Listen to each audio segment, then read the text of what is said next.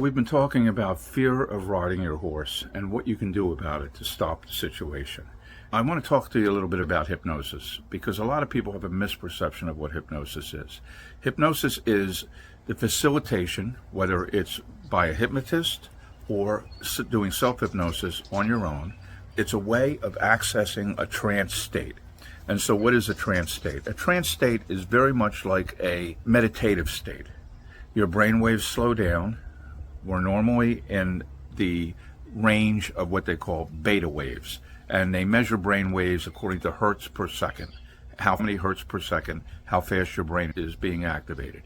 And so when we are in a normal state of conversation, everyday conversation, we are in what's called a beta state. And lower than that, when our brain waves start to slow down a little bit, that is known as an alpha state. When we daydream, when we just trance out, we are probably in an alpha state of brain waves. It's a natural, normal state. Deeper than that, when we start to fall asleep, we'll get into theta and then delta, and we'll get into the deeper brain waves during the sleep cycle. And so it's a very natural thing to experience different levels of brainwave activity.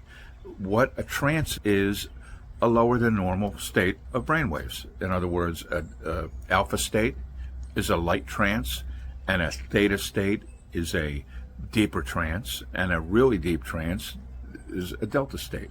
The depth of trance doesn't matter all that much in a lot of cases, although sometimes it's helpful to go a little deeper. It doesn't matter all that much in most cases. What is the advantages of a trance state? Your mind is empty of a lot of different thoughts bombarding you, a bunch of noise inside of your head. And so when you're in a more calm state, in more of a slower brainwave state, whether it's through meditation or hypnosis, you're going to be more focused on what it is that you're focused on. The other thing that hypnosis will do is it really quiets down the conscious mind, and it will go into the deeper parts of your mind, which is where the programming is. If you look at the analogy of a computer, you look at the computer screen, that's what you're focused on, that's what you're seeing, that's your conscious mind. And the deeper parts of your mind are what's programmed inside of the hard drive. By using hypnosis, we can get past that first layer and go into deeper levels, which are always there, but we're not always conscious of. We're sometimes functioning without being aware of all the stuff that's inside of our mind.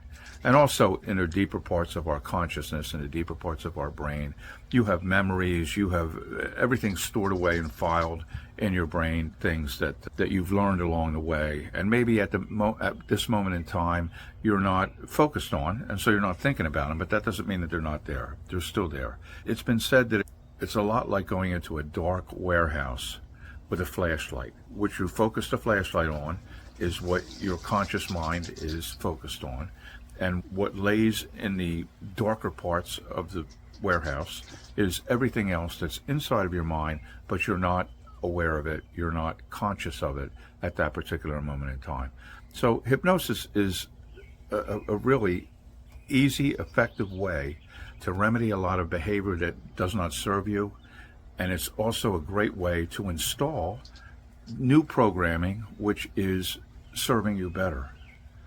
That, in a nutshell, is what hypnosis is. It's nothing to be afraid of. It's not mind control. It's you controlling your mind with the aid of a hypnotist, or, in the case of self-hypnosis, doing it on your own.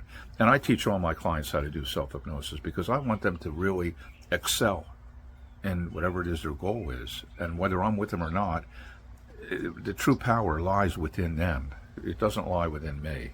It lies within them. And I'm just helping them to find it. Look for me on social media. Check me out on equestrianhypnocoach.com. We'll talk again soon.